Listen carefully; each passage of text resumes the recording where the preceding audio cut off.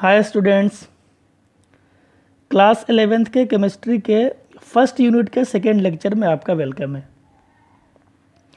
पिछले क्लास में बेटा मैंने आपको जो चीज़ें बताई थी वो कंपाउंड का फार्मूला राइट करना, फार्मूला कैसे बनाते हैं किसी कंपाउंड का। उसमें मैंने रेडिकल आयंस के वैलेंसीज बताए थे जो कॉमन इंपॉर्टेंट होते हैं। पीरियोडिक टेबल के थ्रू एलिमेंट्स का वैलेंसी बताया था और कुछ आपको काम दिए थे। अब आज जो हम लोग डिस्कस करने वाले हैं वो है मोल कंसेप्ट। इसी चैप्टर का सेकेंड नेम है mole concept. Some basic concept of chemistry को ही हम लोग दूसरे नाम से जानते हैं मोल कंसेप्ट, क्योंकि हमें मोस्ट ऑफ दी बातें मोल के रिगार्डिंग स्टडी करनी है। तो इस चैप्टर को आप मोल कंसेप्ट भी नाम दे सकते हो।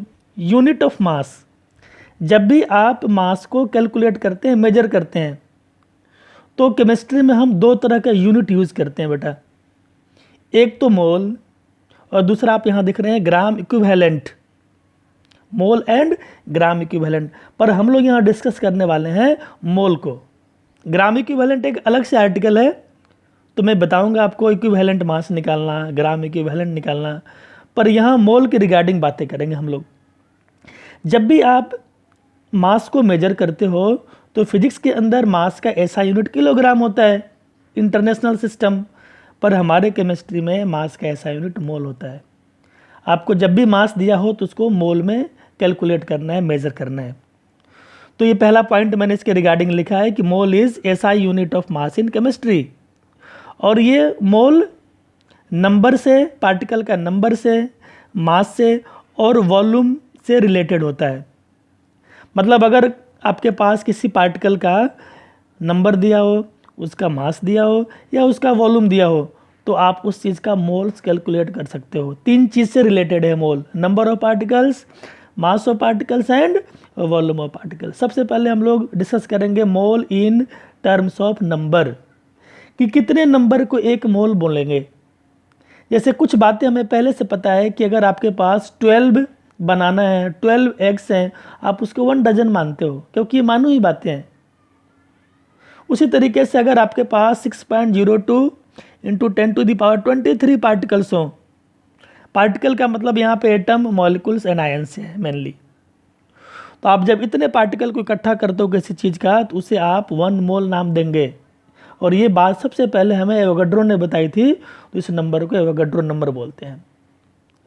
6.02 इंटू 10⁻23 को हम लोग एवोगाड्रो नंबर नाम देंगे या एवोगाड्रो कांस्टेंट बोलते हैं। और इसको डिनोट या रिप्रेजेंट करते हैं N0 या NS से। जनरली हम लोग N0 से इसको रिप्रेजेंट करते हैं एवोगाड्रो नंबर को।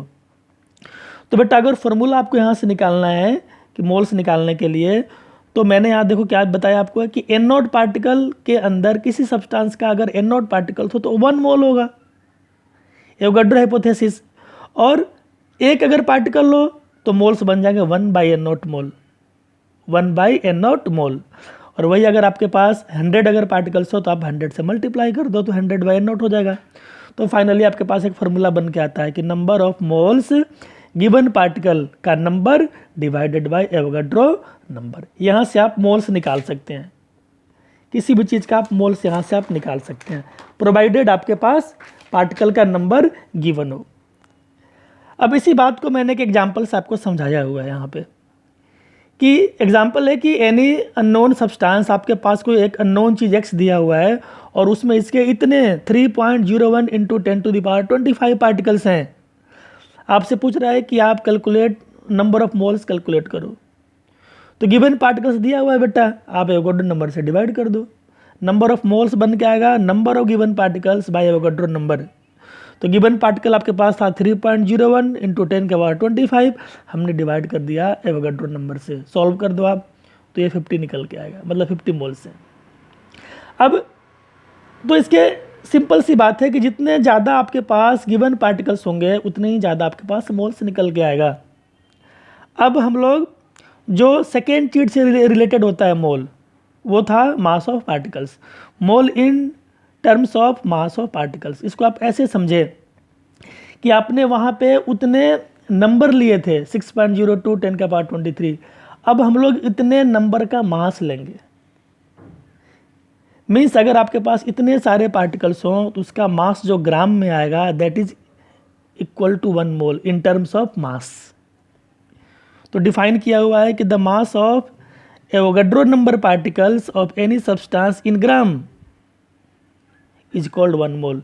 या सेकेंड वे में आप इसको डिफाइन कर सकते हैं कि किसी कंपाउंड का जब 1 मोल लेते हैं आप, उसका जो मास निकल के आएगा ग्राम में, फॉर्मूला मास या molecular mass, that is also consider as 1 mole. ये एग्जाम्पल मैंने यहाँ पे देखो टेबुलर फॉर्म में बता रखा है। The formula mass of any substance in gram is also consider as 1 mole. यहाँ आप देखें 1 मोल को मैंने लिखा है 1 mole equal to weight of Avogadro number particles. इतने पार्टिकल का जो मास ग्राम में आएगा that is equal to 1 mole. जैसे आपके पास 1 मोल CH4 है तो कार्बन का एटॉमिक मास 12 होता है, प्लस हाइड्रोजन का, एक हाइड्रोजन का 1 होता है, तो 1 × 4 मैंने यहाँ पे 16 कर दिया।